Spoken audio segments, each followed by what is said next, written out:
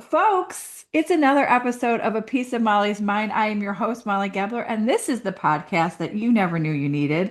And I am so excited to talk to Suzi Conklin Nance. And Suzi, so you wear so many hats.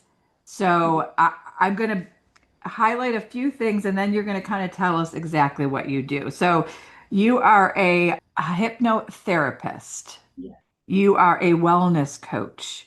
yeah. You've dabbled in real estate. More than Uh, that, you're a big dabble. Like that 35 was, years. Yeah, yeah. You you're an author of some bestsellers. You are a tr change strategist. I mean, I'm so excited to meet you. Welcome to A Piece of Molly's Mind. And folks, don't worry, we are going to explain all of those things. Hi, Susie. hi. Thank you for So should I joining tell them me. about my fortune? Yeah, yeah, let's start there for sure. Okay, so my fortune today was you're going to meet somebody fabulous. So I'm assuming this is Molly since I have no new clients coming in today.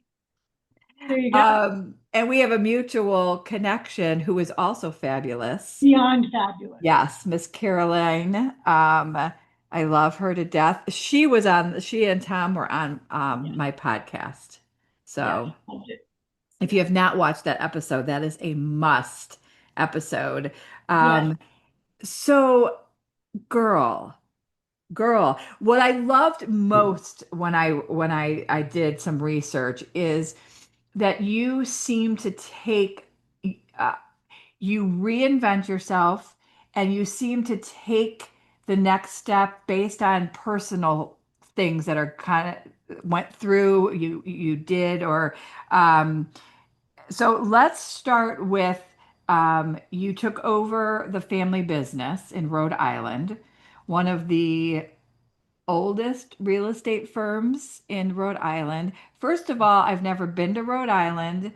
If you were the travel agent and getting me to come there, sell it. Sell it Oh to my me. God. Newport, Rhode Island. That's all you really have to say. I mean, Newport is one of the most beautiful places in the world. I mean, our cliff walk has been called one of the 12 most gorgeous walks in the world. Wow. And that's right there. Are you watching The Gilded Age by any chance? I'm not. I'm not, but should I? Yes. And Okay. it is filmed, it's about the Gilded Age. And it's filmed in one of the mansions right down the street. I'm on Bellevue Avenue, it's on Bellevue Avenue. Oh my goodness. We have more sports diversity. Here we have, it's one of the sailing capitals of the world. We have world class tennis, golf. It's beautiful. It is a microcosm of people because people come here for all different reasons. It's beautiful. It's It's beautiful. So, fun. so Great food.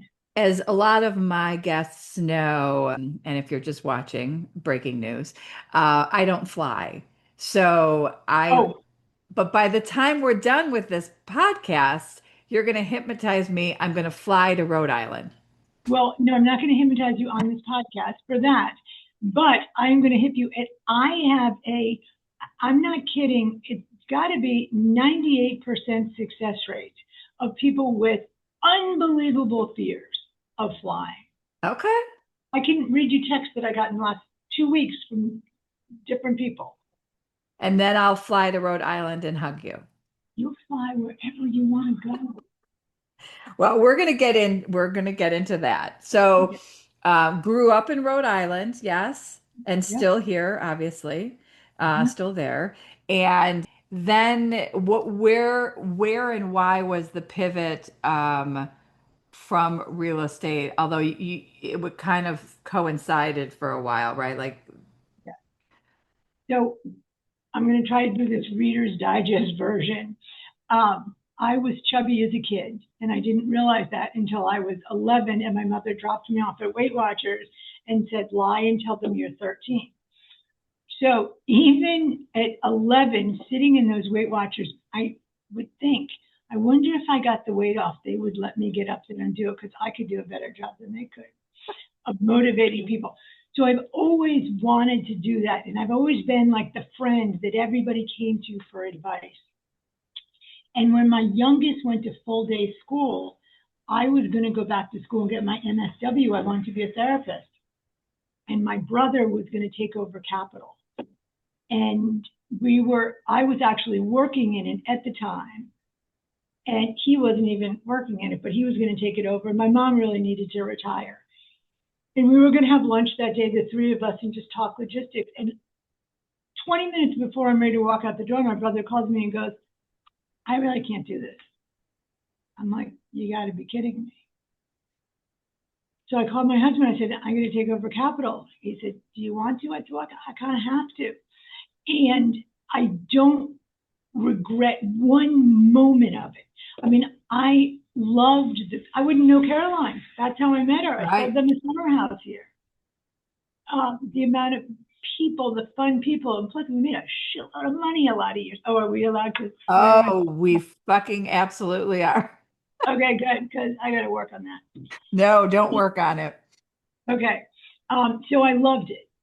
I mean, I loved that part of it, but there was always this other part that wanted to do this other stuff. And then I found out about a life coach in a funny way. I mean, so that's a whole nother story. But I decided one day I was going to be a life coach. And I was, okay, I don't Get really know into it. Yeah, get how into long it. to go or not. Okay, my, Oh, my husband and I are out in Sedona, and we go to the vortex, and you're supposed to like feel something, right? And I'm like, you feel anything? No. That night, I wake up in the night and I grab a pad and pen and I write down, you're going to be a life coach. Talk to John Brett, who was my therapist at the time. Um, get on the radio and a couple other things. I don't remember what the other things were. So we fly home, and on our way to go pick up our kids where they were staying at a friend's house, we stop at the grocery store to, get some food in the house. Who do I run into but John Brett, my therapist? I said, have you heard of a life coach? This was way before anybody, it was anywhere. And he said, I have, and you would be phenomenal at it, and I would send you people. And I said, great. The next day I go into my office. Now, because of real estate, I had been interviewed multiple times for all different newspapers and on TV, on the news, a lot, what's going on in real estate, whatever. all the Never pressure. have I been interviewed on the radio. And I had written down the thing on the radio. So I get a call that day from WADK. They said, hey, we want to interview you as women in business. And I said, does it matter what business I talk about? He goes, no, you can talk about whatever you want. So I get on the radio. Next day, we're talking 72 hours after this. And I said, I'm a life coach. And because my real estate was so busy and big, I could never take more than like two clients at a time. And it ended up being people that wanted to start businesses or really sort of business. It was more of a business coach than a life coach, but it was the same thing. And I loved it. And that was all great. What qualifications, other than you saying you wanted to be a business or a life coach, did you have? None. What made you want, like, you just I'm wanted to really, help people? yeah, and I'm really good at it. And Yeah. I always have been. And back then there was it didn't exist. There wasn't any qualification because it was just beginning. Like I call myself a change strategist now. I bet you in 10 years, there is going to be go to change strategist school and all of this. And can we hop to that? What is a change strategist? Bottom line is I work with individuals, organizations, businesses, basically because they want to make a change. Whatever they're doing now isn't working. And I am really good at seeing a big picture, whether it's corporate structure or you in any sort of behavior you want to add into your life or take out of your life. And is it all, I am a firm believer, and I think through my research, you and I are on the same page with this. Um, it's about waking up and saying, I'm gonna have a great day today. Oh, A- huge, And huge, and huge part of it. So how do you, because I combat this with some people. How do you, there's the depression part of people. Um, I don't suffer, I don't suffer from that. So I don't know that mindset. Mhm. I still have the mindset that if you wake up in the morning and you say, I'm going to have a great day, you're going to have a great day. But I get pushback from some that say, well, that's easy for you to say because you're not suffering from that. How does that come into play? Because it is a Right. mind thing. Well, it is and it isn't. I mean, this is the whole thing. Depression can be situational depression. Something bad has happened and we're really sad, or it can be chemical.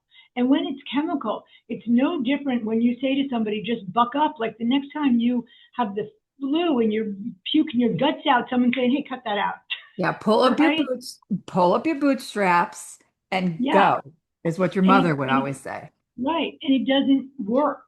I mean, I'm a huge one. Like, if I took care of some health issues myself by changing my diet and supplements and things like this. So people will read my book and they'll think, oh, you don't believe in medication. Absolutely wrong on that one.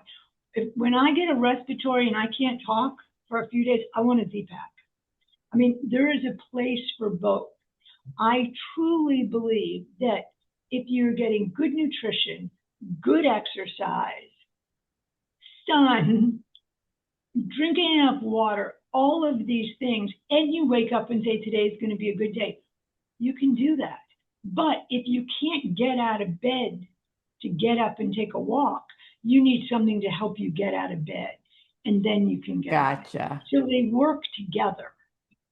That makes sense. That makes sense. So a change strategist is in any aspect of your life.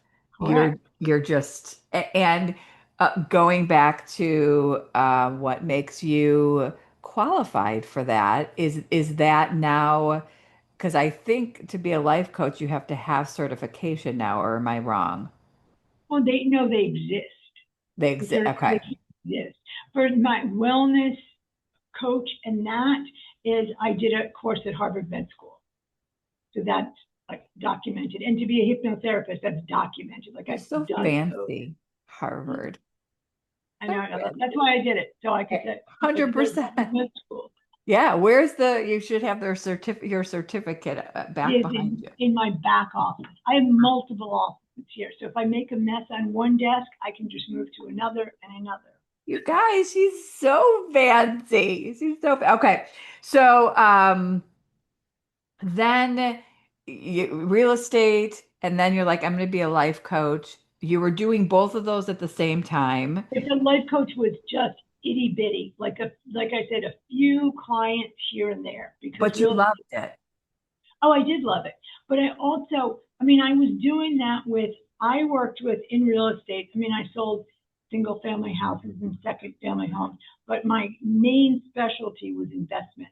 And I would put groups together and they would buy properties. So that's all life coaching. That's doing that same thing, digging down. What are your goals? How are we going to make that happen?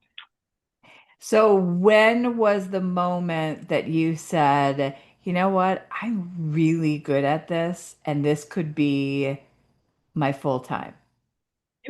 So again, that was sort of a different, it evolved. I got really sick about 17 years ago. I don't know. And it was an autoimmune, and they couldn't figure out what it was. And so finally, I said, I'm driving back from Boston one day from seeing like the third neurologist that they've sent me to, because nothing's like adding up. And meanwhile, in the beginning, my regular GP said, I think you have MS. And I was like, there's no way I have MS. Like Yeah, that is that's a not shock. on the resume. Yeah, And that's not um, on my list. it's not on my list. It's not happening. So I had things for that and lupus and all of these different things, and they were interacting. So each neurologist kept saying, I think you should go see so and so. So one day I'm driving back, it's rush hour traffic, and my life it is completely the symptoms that I was having, the brain fog, the exhaustion, the pain, all of this. I've always been someone with a really high energy level, and I'm involved in a lot of things, and I have kids that were involved in a lot of things. And all of a sudden, like driving the 10 minutes to my house, I would feel like I needed to take a nap on the way. So I'm driving home and I just start crying and I'm like, I'm fucked. Like, this can't be my life. I pull over into the breakdown lane on 95, dumbass mistake. I don't know why I did that, but I'm going like, what am I going to do? I got to like fix this. They can't fix it. I've been poked and prodded and given medication and all of this stuff. And I said, you know what? I'm going to figure this out. I'm done with the doctors. I'm going to figure it out. And then I went, shit, I'm in the breakdown lane. I got to get back into traffic. Oh my That's the gosh. problem. Not a But smart. Let's not follow that, people. no, not at all. So I ended up doing a ton of research.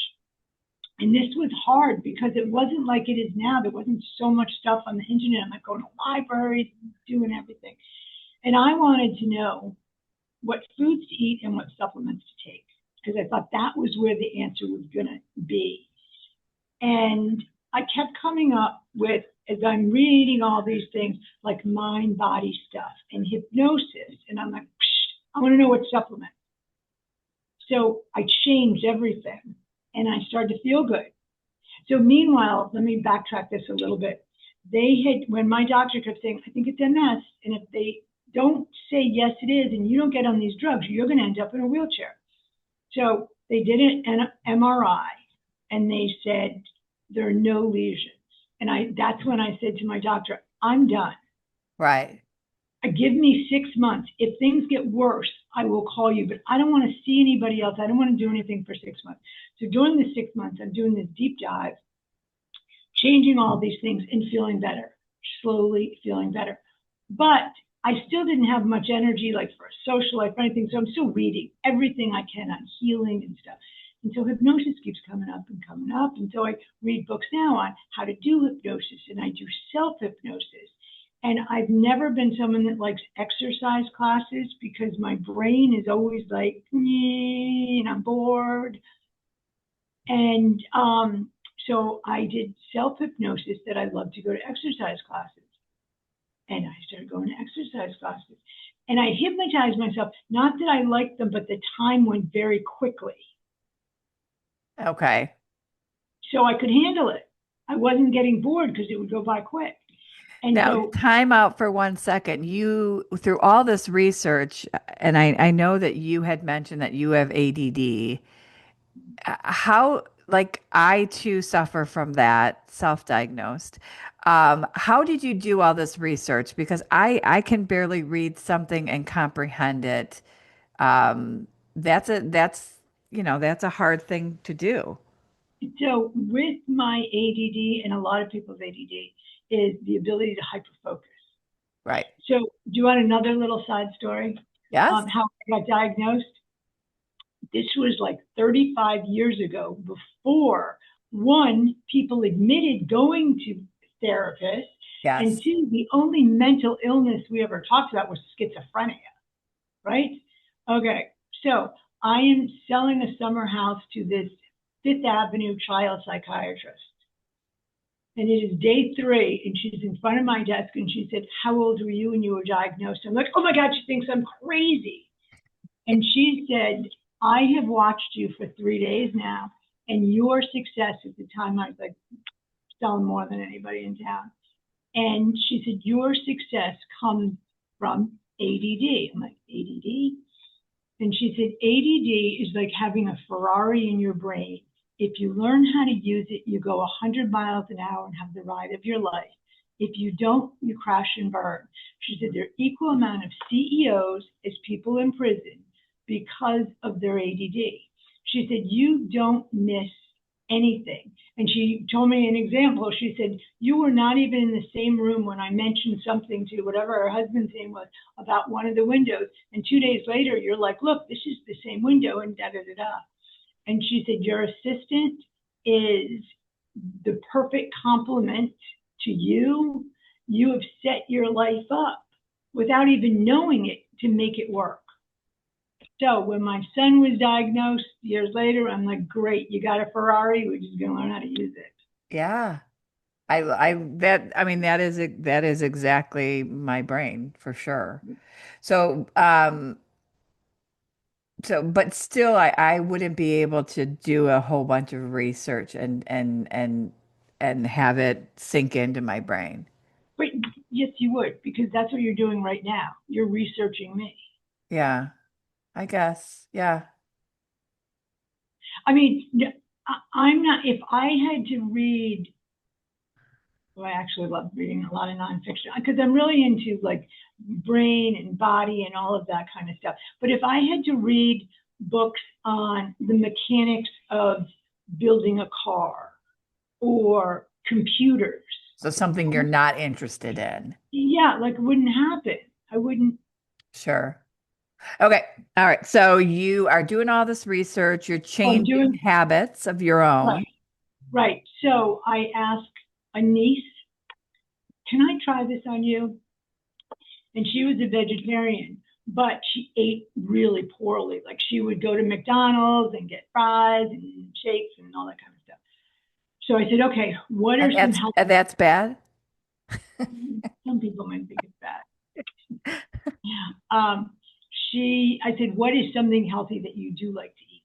And she said, "Cottage cheese." I said, "Great." So she calls me up a couple of days later and she goes, "Well, good news is the thought of Mickey D's like not happening. However, the only thing I can eat is cottage cheese. So could we put a few more foods in the mix?" Yeah, that So, might get old. right. So after that, I spent the next couple years, and like if I met you at a cocktail party, I would say, "Hey, I'm like fooling around with hypnosis. Can I try it on you?" And I just started seeing like amazing things happen. So I thought, I'm going to get certified on this, but I didn't tell anybody. So I got certified, and I'm still thinking, like, what are people going to say? I mean, I have a really busy, Newport is a buttoned up town. Yeah. And so one day, this is like not even 2 months after I got certified and still haven't told anybody. I run into the reporter. I used to be on the council who used to handle the council meetings. And he said, "What's new?" And I said, "I'm a hypnotherapist." He goes, "You got to let me write a story. Suzi Nance, businesswoman, councilwoman, hypnotherapist." I said, "Okay, I need to think about this for a day." And so I called him the next day. I said, "First, you have to let me hypnotize you first. And then, two, yeah, do it." So I hypnotized him and it worked. And I Now, really, do you have to have I mean, you have to have a reason to hypnotize somebody, right? Like, oh, yeah, why did you hypnotize him? who Who doesn't does? have a reason? He Yeah. wanted to go to the gym. He wanted to get up in the morning and go to the gym. But so I thought it would be like a little article. It ended up being two articles, and the front half of the front page of the weekend edition was Suzi Nance, councilwoman, businesswoman, hypnotherapist. So instant practice because people knew I wasn't a quack. And all the Right. lawyers in town were like, "This is great." I just say, "Hey, I'm going to see Suzi," and they think it's, real estate related. Meanwhile, I'm on your couch. And then I mean, it just happened. Somebody asked me if I would volunteer to work with some wounded veterans Mm. down in Savannah for a weekend retreat they were going to. And I said, sure. And they ended up hiring me. And for 10 years, I traveled all over the country Wow. doing retreats for them. I also lost 100 pounds during all this period of Yes. time. Was that through all your research that That was in part two. The first part was I got on the scale one day, 2006, and I am 5'4" and 3/4, and I was 256 pounds. And I thought, this is ridiculous. I've either been on a diet or beating myself up for not being on a diet most of my life. I'm never going on another diet. I have a great life. I have a wonderful family, a husband that loves me, a ton of friends, a successful business. I'm just going to be the FAT. I can't even say the word. I hate the word. But I don't want to be unhealthy. So that day I gave up white sugar and white flour. And within 6 months, I had lost 50 pounds.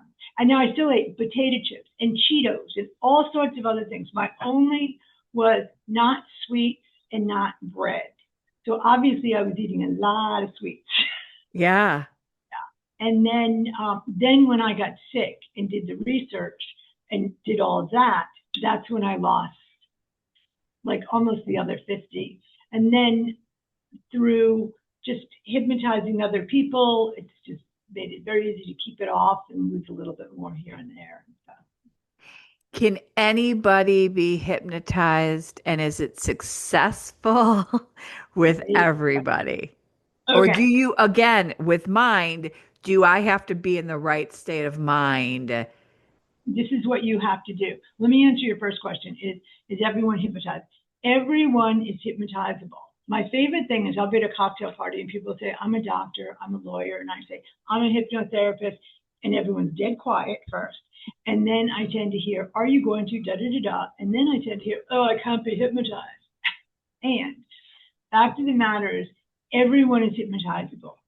However, some people are naturally gifted at it, like some people are, like with sports or music or something.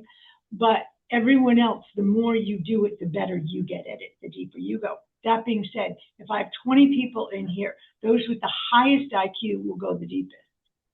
And people will say to you, ooh, but I have ADD. Most people with ADD have a very high IQ. So, that's the Ferrari. Right, Um, right. but to be successful, you have to want it. Nobody can be hypnotized to do anything they do not want to do.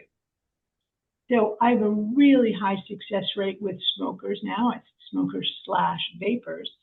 Yeah. Um, but they have to tell me, not that their doctor's on their back or their family is, but they truly themselves want to be on the other side of it. They can be scared to do it, think it's not going to happen, but Yeah, because my mom got hypnotized years and years ago in the 80s because she smoked and it was never successful. But I feel maybe we just didn't want to quit smoking. Yeah. yeah. So, and is that n now your full-time life? So, well, yes. So then it was when I first, I came out of the closet. I'm a hypnotherapist. So real estate was still here and hypnosis was here. And then it just sort of went like this. And 2 years ago, I said to my last agent, really not fair for you to be, I'm not doing the advertising. I'm not, doing anything. So I still have my license. But it's funny because today, before this, somebody rescheduled the session and I've been cleaning out files and it's sort of, I don't know, it's a little nostalgic and Sure. um, yeah, but this is what I was meant to do. Yeah. To help people. One of my favorite stories is Newport's an island. For those that don't know, you can either boat, fly, or a bridge on either end. And I had a woman in her 80s that hadn't been off the island in over 30 years because of her fear of bridges. Oh, wow. And one session, not everything is one session, so it's not one and done, but fears and phobias tend to be. Um, so she was funny. I said, do you have a cell phone? She goes, yes, of course I have a cell phone, darling. Like, just because I'm old, they'll think I have a cell phone. But I said, I want you to drive to Jamestown, which is the next island, and call me. She called me sobbing. You'd let me out of jail. My gosh. I know the ability to help people do things that have plagued them. Right, right. How expensive is it? It is $150 for a session, and it is Some like fears and phobias, typically 1, 2, maybe 3 sessions. I work with a lot of pain, same thing. Most things I would say is less than 4 sessions, except food, friggin' food. There's Freaking so food. many different components to it that I tell people to not even make an appointment unless they commit to 4. They don't have to, they can come to the first one and say she's a quack and they're not committed to going to them. Right. In their mind, they have to think. And then even after that, some people I'll still see weekly for a while, some people every 2 weeks. And then I have people that come and see me every week and have for years because they just like to. And what I will be the first. I've never been to therapy. I listen, I am a born in the 70s. My dad died when I was 3. There's a lot that'll fly out in therapy that scares me. Um, but I have a great life. I don't feel that I need to go to therapy. But when it comes to my phobia, obviously, my husband, even though we've been married 30 years, and he's well aware that I have a fear of flying. I would want that for us. Is it something that, and obviously I'm not in Rhode Island. Do I have to sit on your couch? Can Well, hypnosis be done like this? I do a ton on Zoom. Half of Okay. my clients are all over the country. And some of them even here will say, hey, let's Zoom today. However, fears and phobias, it depends how bad your phobia is. Because I mean, some people's phobias are so bad that they pass out Hmm. if they see if it's a snake or something like that. It can't even. So if you're like that, I would say you got to do it in person, or you Yeah. at least have to have somebody else in the room with you. Yeah. I am, I have flown before. Probably the last time I flew was definitely pre 9/11. I think mine is a control freak issue. I'm a Hmm. control freak. And if I always say maybe I should take flying lessons because if I thought I could control the situation if we were going down, um, that might help me. But I don't know. Okay, enough about me. It's not about me. No, but let's do this when we're done. Like, Oh, we're totally gonna, yes, yeah, totally gonna do because this. it is going to open up your life. I mean, 2 people that I just, one last week and one the week before, that it has limited their life Yes. because they don't fly and they really want to. Yeah, it is. It is. It is. You have done it so much that you have written books now. You're Well, fancy that way. Two I've written books. two books, but Yeah. one book was not a for sale book. It's a book that I was contracted to write for this organization that I ran the retreats for. And So which it's one is that? actual book. Want me to go get copies and hold them up? Yes, I do. Yes. Ooh, yes. Oh, Hold, please. and I'm back. And she's back, colorful and all. And even colored books. So this is my book, and this was born out of my when I lost all the weight. I ended up being on that magazine First for Women, my Oh, weight loss story. And so I was getting women from all over the country saying, can I work with you? And this was before COVID. So I would say, nope, you got to come to Newport. And they'd say, have you written a book? And I had for years been saying, I want to write a book. I want to write a book. And then I realized I didn't want to write a book. I wanted to have written a book. Big difference. We do this a lot in life, right? Well, when this happened, then I wanted to write a book. So voila. there it is. All And I right, mentioned break free. And what does it say? break free of negative beliefs and the weight that clings to them. Okay. So tell me what that means.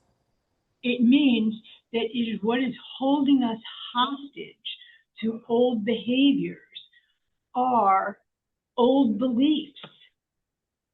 Okay, let me just show you this book and then we can talk all about that. Yes. So this is Project You. And this I wrote for caregivers of military wounded vets. And it is that the designers of this book, I wrote all the content to it, but they're called Bushel and a Peck. And they were the most, I've worked with a lot of people doing my 2 books, but I mean, I would take out a billboard for those guys. They're great. Anybody who wants to write a book, I mean, isn't that a great cover? The whole thing is very attractive. Yeah, Like they did an amazing job. that's so Okay, great. so those are my 2 books. And I have another one in the pipeline coming out Ooh, soon. breaking news, everybody. I know. Okay, so, but this is what happens. You know, when you lay in bed at night and you say, tomorrow is going to be different. Tomorrow I'm fill in the blank, not going to eat the donut. I don't even like the donut. There's no way I'm going to eat the donut. And in that moment, you believe that, right? With every fiber of your being, why would you do it? It doesn't make sense. And the next day at 10 a.m., you're eating the donut. That is because we have 3 minds. We have our conscious mind, which is our critical thinking mind. Ours are engaged right now. And it evolves. It learns things and says, oh, so it's like I used to always just use an orange thing and say, oh, I love orange. I love orange. And then the conscious mind learns, well, it doesn't really show up that well. Black is great because you can see it anywhere. So you go, oh, I'm going to use this one now. Subconscious, way stronger than our conscious mind. We also have an unconscious. Bodies are buried. We're going to go there. But our subconscious is where all of our automatic beliefs and behaviors and memories and feelings play. And it has 2 primary jobs. 1, to make life easy, and 2, to protect us and keep us having fun. So how great is that, right? We have something that is making life easy and protecting us. And think about automatic behaviors. Imagine if every time you left your house to go to the grocery store, you just stop at every intersection and say, should I take a left or a right? Right? We'd get nothing done all day.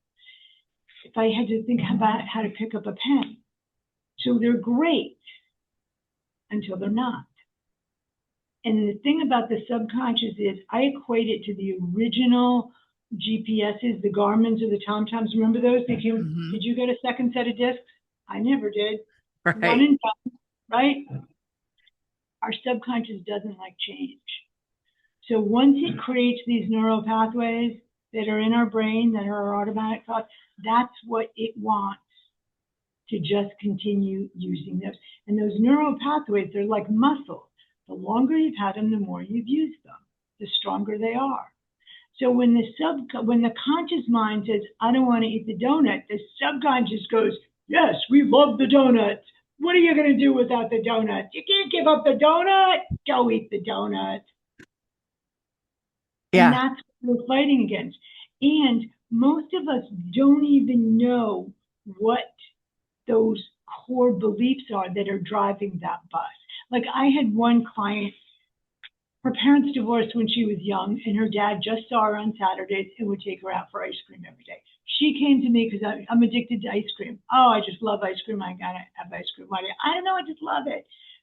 The more we talk, we come to that. And the subconscious doesn't always get it right. It doesn't always glam on the right thing. It wasn't ice cream. She loved having time with her dad. Yeah. But the subconscious said, you like the ice cream.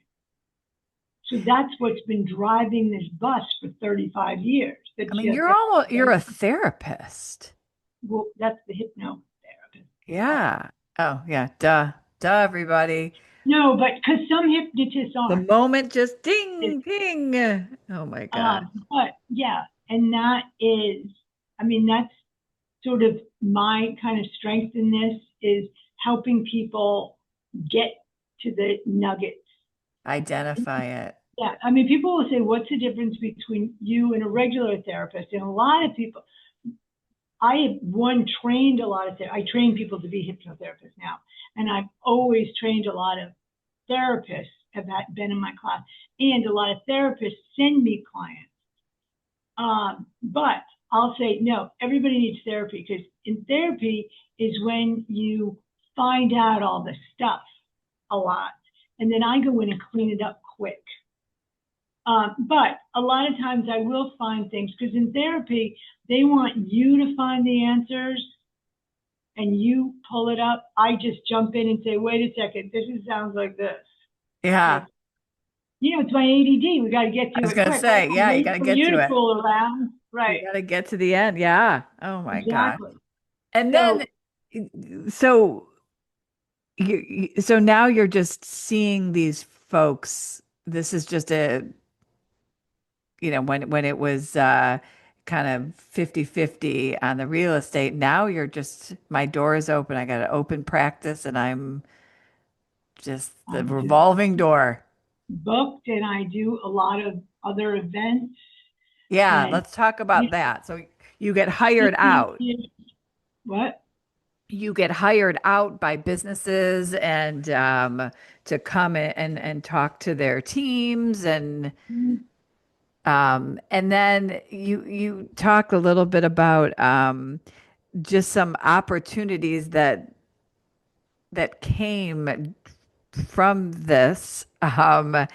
Yeah, Disney came calling, and you were with some high and mighties at Sundance. Like, talk to me about Okay, Sundance. Let's talk about Sundance because yeah. we can talk about Miss Caroline Galloway. Yes, let's talk about it. For that is she is the one that got so okay. Another little side venture that I had. I woke up. This was way before any of this stuff. I sometimes get like directives. Like I'm really connected to something. Like when I was getting married, I'm walking down the aisle scared to death, thinking this is a huge mistake. He's my polar opposite. And this thing is like, no, no, no, you are meant to marry him. So that's the voice. 42 years later, we're still married and we're still polar opposites. But um, is I was waking up at night and this thing said, you're going to talk about peace. And I started writing these things. And it was like, bring peace, not pain. Do you ever watch the show 24? Yes. Okay, I'm watching that show at the time. I'm like, oh, no, no, no. I'm like, Jack, go and get him. Go kill those suckers. Yeah. I am not the one to deliver this message. And again, I didn't tell anybody because this is like, I don't know where this is coming from. Newport had a film festival in town, and I went to one of the films. It was called The Betrayal, and it was an incredible story about this guy who grew up during the Vietnam War, and he was in Bangkok, and he was in Laos, and he ended up having to swim at 13, like across to Bangkok, and it's his whole life. And then they come to the United States, and it's unbelievable. Somebody that I have absolutely nothing life experience in common with. I just felt so drawn to him. He was there for the Q&A. I went up to him after and said, can we go have a drink? I just feel like I need to talk to you. He said, yeah, shockingly, right? I'm a lunatic, I was. So we went and I called my husband an hour later and I said, I just met my soulmate and I bring he and his wife home for dinner, so cook up the grill. And he's the first person I showed these writings to. And he said, you should really do this.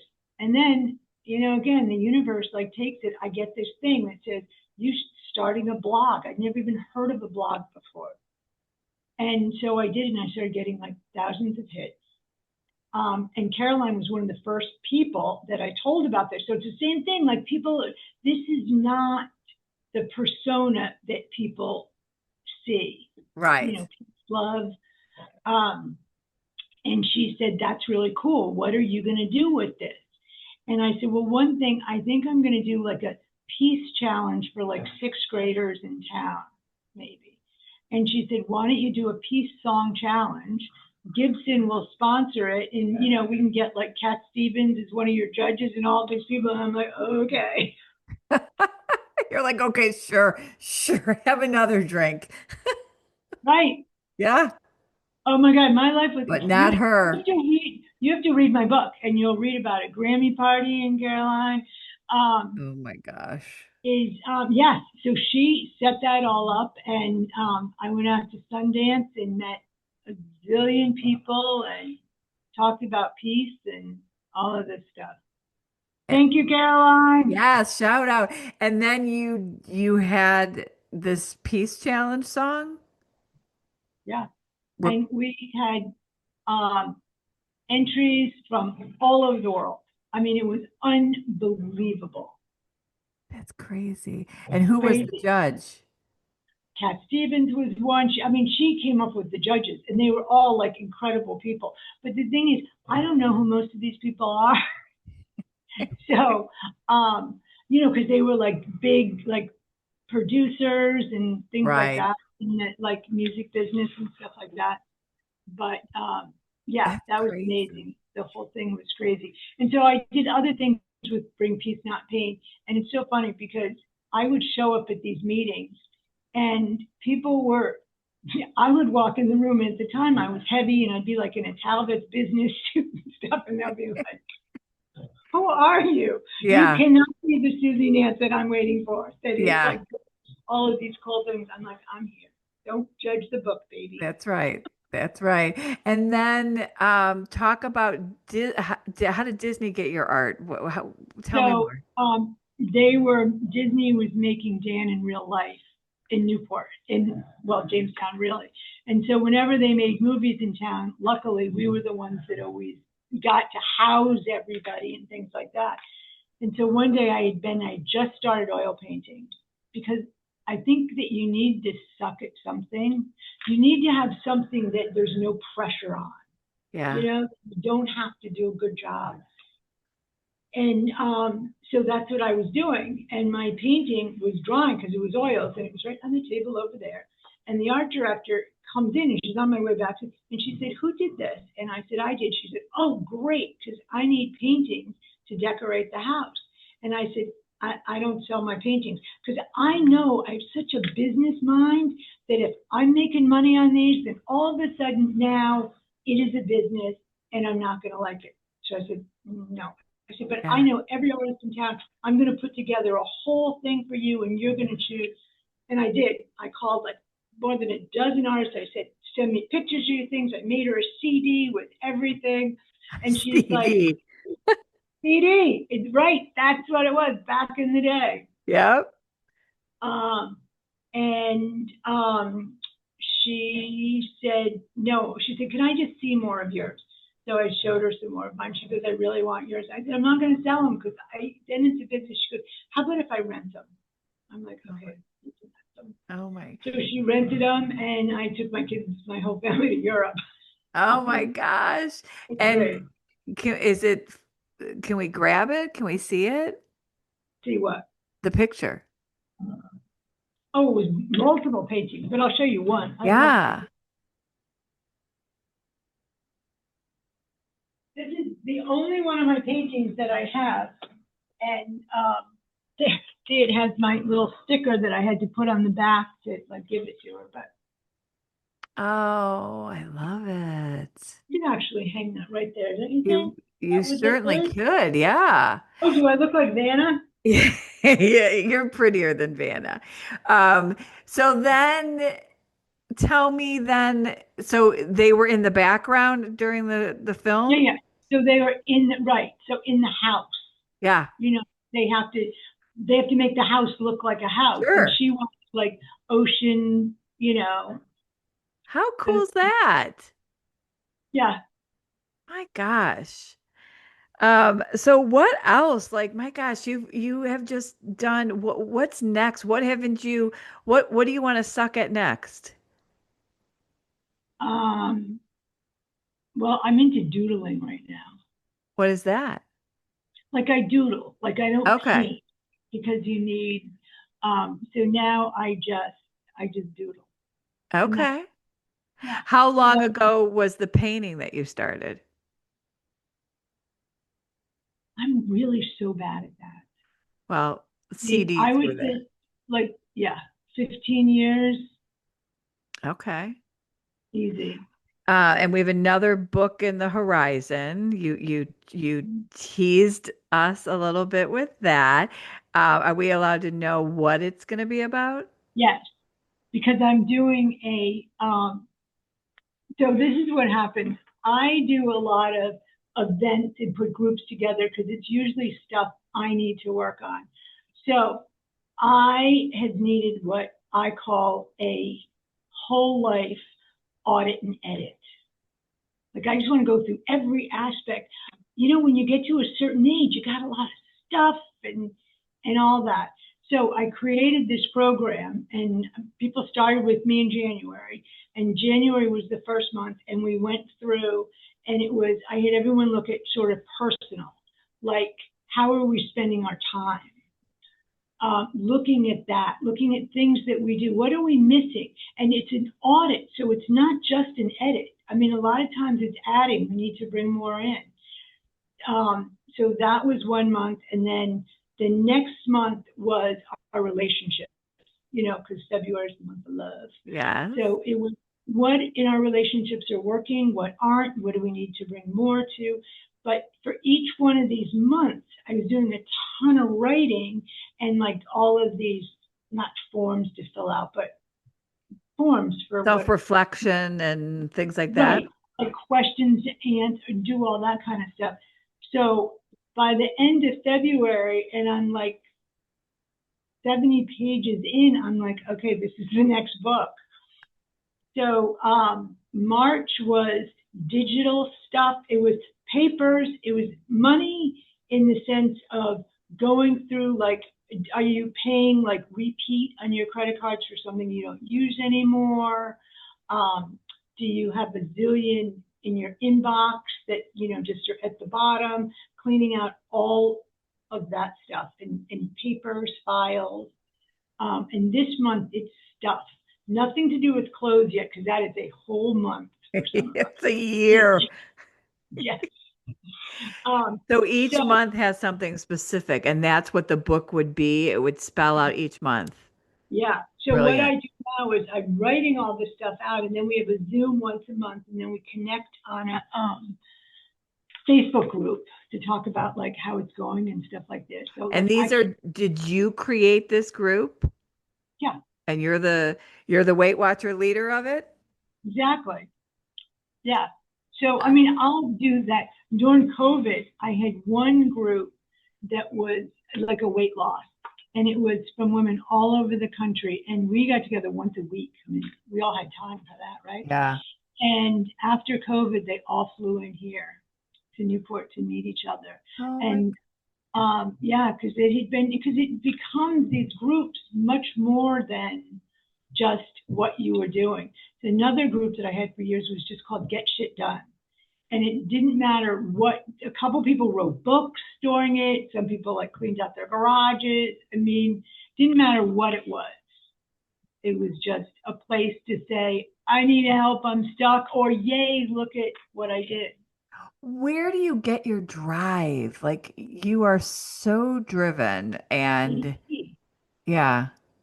But what about like were your parents driven? Yeah. I mean, they So, started the real estate, right?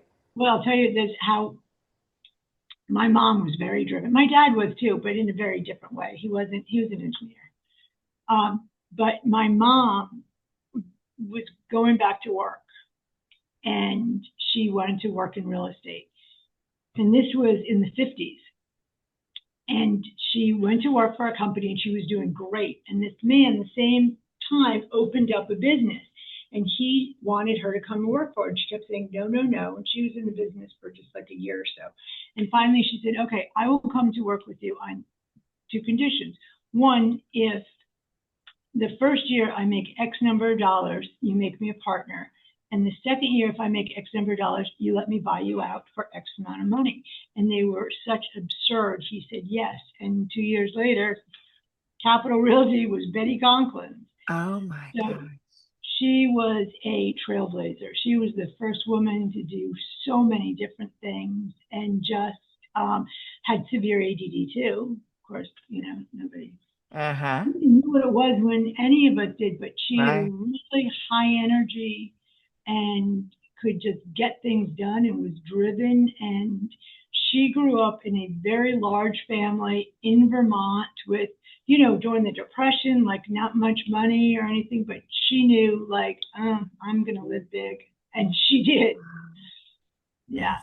And just as a child to, we talk about the bad stuff of a childhood and all the effects that that could cause you and later on in life, and how grateful you must feel that you had that, because it's doing the same thing. It's you're seeing this, and in your subconscious, that drive, that woman drive, and then that's kind of coming out now in a positive way in your life. That's just so, mm, I mean, I love you, but she yeah. was challenged to have as a mother.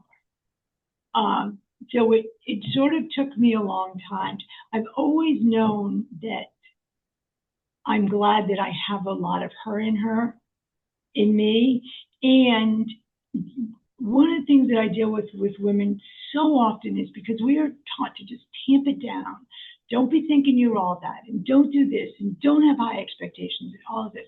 Well, she was somebody that had very high expectations, and she knew how to take care of herself. And I mean, when we traveled a lot, and we would, you know, go to health spas before, do all sorts of things. You were And fancy. she was very fancy, and she would like have the house filled with flowers before we got home because she liked that. She knew how to take care of herself and always taught me that, you know, self care. She didn't even have that term, but it is a responsibility. It is not a privilege. Like I mean, she had a masseuse way back when I was little. I mean, she's probably the only one in the state of Rhode Island. This woman, she was Swedish, and she had this little uniform, and she also had a sauna in her downstairs where she did her like massage things, and my mom would, sit in the sauna. She was also very cutting edge on like eating healthy. Uh, when we would travel, when we would fly, we are not Jewish, but we'd fly first class, and they would always have like an hors d'oeuvre with dinner. And she would always order kosher foods because they are healthier. Yeah. And one time we're doing that, and the woman that attended said, "Oh, I'm sorry that it's shrimp or shellfish. I don't know if that's not kosher or whatever it is. And I know that you can't have it." Oh, yes, we can. Bring it over. Oh my She was God. a character. Oh, and she's not with us anymore. She is not. When No. she was in her 40s, she went to a psychic that told her she would live to 94, and she lived to 94 in 6 weeks. Oh, wow. She always said, "I'm going to live till I'm 94." And is that where you get this, you said that you read your, was it a horoscope? What was it about meeting someone fabulous? Oh, a tea. Someone gave me teas with little, Oh, your things, fortune. little Yes. fortunes. Yes, I thought maybe yes. you had some Chinese for breakfast or lunch. No, no. But so you grew up with those beliefs, and you're so in tune with, I mean, I'm impressed with how in tune you are with you know, I am not good with listening, to the universe. I can't do any meditation. Like my brain doesn't, I can't stop it to meditate. And you just seem like you're picking up. I'm getting jealous. Like, what am I miss? What am I missing? What are they telling me? Is that something you've trained yourself to do, or it just, Not at all. It just happens. But you don't ever get like feelings or I'm very good at, I'll say, you know what, someone's going to knock on the door, and then 3 minutes later, someone will not. Like, I'm good at that kind of stuff, but um, do I'm you not, trust yourself? This is let me change this a little bit.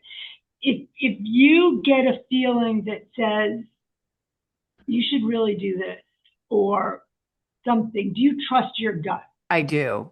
I really do. My gut is yes to that That's question. all I'm doing. Okay. It's just, I mean, call it your gut, call it whatever it is. But it's that when your gut says this person looks a little shaky, that, I mean, I don't know where it's coming from, but that's the voice that I have just learned to sort of trust and listen to. Yeah. If there was somebody right now struggling, and obviously you do a whole session on this, but if someone's saying, oh, you know what? I feel like it's time to move on to whatever. What's but you've got that fear, right? Like, oh, am I good enough? Can I do whatever it is? What's the one thing that you would tell a client to be like, this is what Well, your change should be? is first thing I tell people two things. The world according to Suzi Nance. One, the only thing you have to do is die. And two, we never make a mistake. In the moment we make a decision, we are doing the very best we can. A fraction of a second after it, we may regret it, but in that moment, we didn't have the juice to not do it. So if someone says, very often they'll say, I have to. So that's the first thing I go, no, you don't. You know, someone will come in, they're 300 pounds overweight. I have to. We go, no, you don't. You can even gain another 100 if you want. Yeah, What do you so want? true. And that's what it is. It's getting to what do you want? So give me a scenario. Just make something up. Let's say that they want to start a new business. Okay. Why do you want it? That's the first thing is how is life going to change? And then what's holding you here? And what do you want? Right. And it's getting them to know that this is what they want. And a lot of times, more often than they want to do something, they want to not do something. I have a lot more help me stop this than, I mean, 20% of it is probably the I want to be able to do something I'm afraid of or I'm holding back. But a lot of it is I want to stop. And And I think, that's probably where your break free right, concept comes from, right? yes. And that if it's something like I want to exercise more, I get that a lot. And if somebody wants to exercise more, it's why are you not? Well, I don't like to exercise. And you won't be able to relate to this example, but I will say to most people, do you like to travel? And most people say, oh, I'd love to. And I say, do you like the part where you drive to the airport, you schlep your luggage in, you check it, you go through TSA, and they're like, no. But why do you still go on a trip if you have to do that? And they're like, I don't know what you're talking about. It's Yeah. just, I go, exactly. Because you don't think about that part. You think about you laying on the beach in the Caribbean. And it's the same thing with exercise. Why? I want to know why they want to exercise. Because I want to feel fit. I want to feel good. I want to look hot in my clothes. Is okay, that's what we're going to think about. And all this is TSA. It's just going to the airport. It is a thing. And that's what happens when it's something that we don't want to do. We get stuck and we make that the macro action. And it's not, it's just a micro action, a piece of getting us where we want to be. Folks, I hope you're writing this down, man. That's some free stuff right there. So, just continuing to touch people's lives and make people better. Yeah, that's it. I You know, love it. one person, one group, one anything at a time. And, you know, it's almost like, remember when we got those first computers and you'd screw them up and then you just hit that default button Yeah. and it would just go back? And that's what I feel like this is we all have this ability to make these changes. We just didn't know that we could do it. Yeah. Where could somebody find you if they're interested in anything for you? Do you have a Oh, bigger it's going piece? to go right up there. Go ahead and Okay, say it. Suzi at SUZINANCE.com. SuziNance.com. There you go, folks. Right up there. Go and visit her. Uh, and your books are sold there, or are you at all the fancy? Amazon. Okay. All right. So I love to end my podcasts with some fun questions, just to lighten up the mood and have, yes. Can I just give a little freebie to your listeners? Yes. Okay. Is if they email me and put your podcast, I will send them a free Stress Busters hypnosis recording just What? for Molly. So she, Folks, make sure that you reach out and email her and then put a piece of Molly's mind. You heard it on a piece of Molly's mind. And look at, you're getting a stress buster. I love that. And I'm going to tell everybody right now that I am going to offline, going to do some of these sessions and let's see if I can fly again. That's exciting. That, and I am sure my viewers will, want to know. They'll want to follow totally. along with me.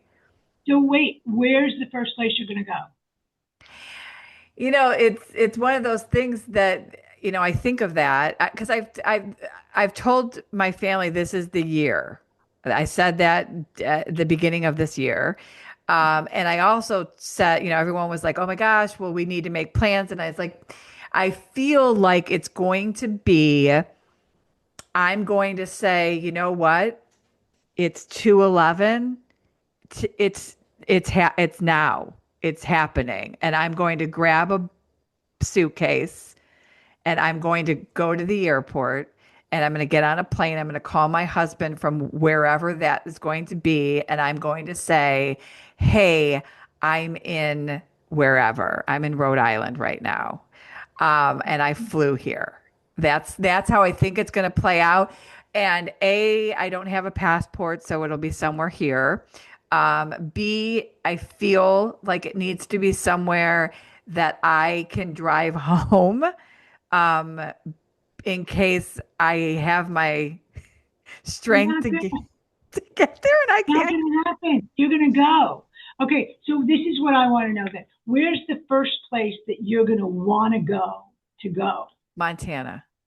Montana, I love it. I've never been to Montana.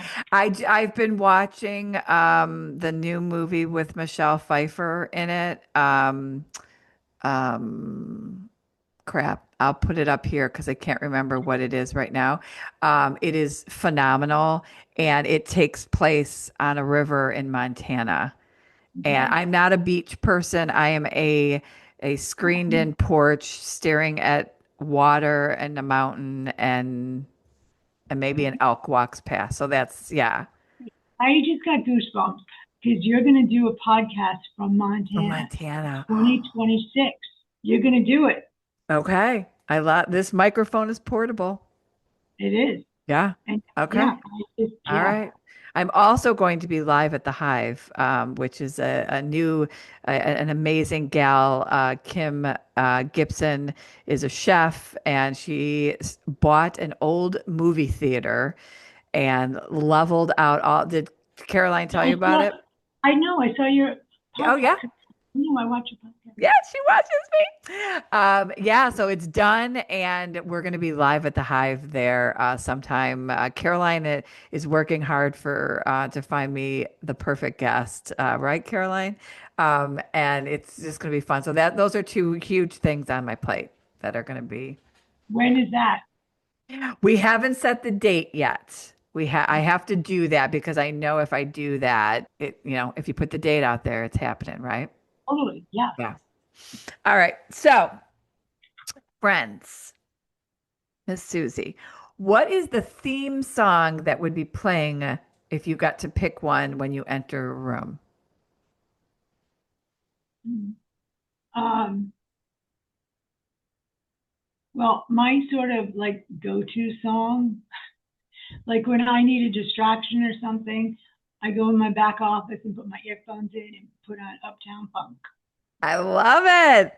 So I think that that just might be Uptown Funk. I Not that, think that's a perfect. I think that's perfect. Sweet or salty? oh my God, I haven't had a sweet in 16 years. True. Salt is like my middle name. Salt, oil, and butter, good to go. If you could master one skill instantly, what would you want? Singing, Singing? singing. What would the first song, would Uptown Funk be the song you'd sing? No, because I sing it anyway. And I do sing.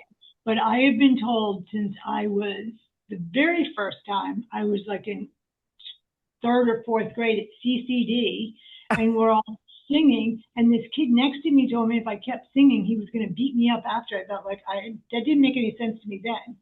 And a couple years later, I was at Clooney School, sixth grade, and the choir was mandatory. And the head nun told me that if I wanted to, I could do my homework in the library during chorus. Nobody was doing that. And there are just things like that, like happen throughout my life. My husband and I, before we were married one day, we're driving New Hampshire in these roads, and he slams on the brake. I'm rocking out with radio. He goes, "How do you have the nerve to sing?"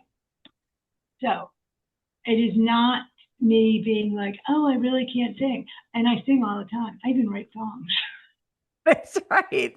Oh my gosh. Okay. And what was the little boy's name that told you that? I have no idea. Okay. I was going to give him a shout out, in a bad way. Sunrise or sunset? Sunrise. Sunrise. Because only I would have 6 months ago I would have said sunset, but November 20th I said every morning I am going to get up and go for a walk before I do anything, and because I have to be in the office, I am up and seeing the sunset very often. Sunrise, Wow. beautiful. What time do you go to bed? Well, go to bed or go to sleep. Yeah. Big, because I read and watch TV. But I'm really trying by 10 o'clock. But 11:30 is the latest if I'm watching some show that it's Right. like, oh, I gotta watch another episode. What are So you binging right now? I just finished everything, so I'm just watching movies. Okay. You ha But you have to watch the one with Michelle Pfeiffer, and I can't is believe it a show or a movie? it's a TV show. We're gonna look it up right now because I can't. It's driving me Is crazy. it binge it or is it It's with Kurt Russell. who I love? Yes, you can binge it. Um, and it is the Madison. Okay. It is incredible. And you'll cry. It's And how many it's episodes? I think there's maybe 7 or 8. Oh, perfect. Yeah, This is probably like ones that have a lot, and I'll be like, okay, just watch one more. I And know. I know. No, you can get through it, and I think there is a season 2 coming, and there should it's amazing. okay, good. What is your favorite word to shout out loud? Fuck. Amen. Amen. What is a color that would represent you? Blue. What is one thing that will always make you laugh? People falling. Right? Yeah. My daughters can attest to that, can't you, little brats? It was winter and we were leaving my sister's and um fell on the ground and my daughter was getting in the other side. I fell by my car. And sure enough, she comes running over. I thought, oh, how sweet. Snap in the picture. And within 2 seconds, the whole family had the picture. I don't even think I was up yet. I love it. Love it. Little I think I brats. love the daughters. I can't help it. It is, why is it so I funny? don't know. And then I always love ending my podcast with this question. If you were having dinner and you could invite 2 people, either dead or alive, um, you don't have to have known them. Who would you want to sit at the table with? Elton John would be one. Ooh, I love that. I always felt like we could be friends. Yeah, yeah. I don't know why. Maybe. And William Wallace from Braveheart that Mel Oh, Gibson plays. If yeah. he looked like Mel Gibson, it could be him. Then you would have them over for dinner. Hmm. Okay. All right. Susie, this has been such a joy. So much fun. I thank you for taking the time out, and we're going to spend more time together. And I can't wait. I'm going to send you an email about that. And it has just been, I'm so thankful for you. Thank you. Thank you. I love this. And my tea leaves, well, not leaves, little tag, was like, I did meet someone fabulous. Oh, wow. We're Thank you forever. so We're much forever. for doing this. Oh, well, thank you. Are you kidding me? This is what I do. You took the time, so I appreciate you. And thank you to Caroline for Yeah. hooking us up. We appreciate Oh, you. Yeah, she's the queen of hookups. that she is. You know, when you talk about women that bring others up, she deserves a medal on that because she just is so quick to just support everybody. Yeah, she has been such a mentor in my podcast and helping me build it. And it's been very grassroots, and I'm not going to pay for people to like me, and so we're working through it. And yeah, it's been fun. She's Good. been great, such a joy. Well, thank you, and have the most amazing day because I know you're going to. And you too. Yeah. Well, have a great one. Thank you so much. And folks, that is another episode of A Piece of Molly's Mind. We'll talk to y'all later. Bye. Bye. The end.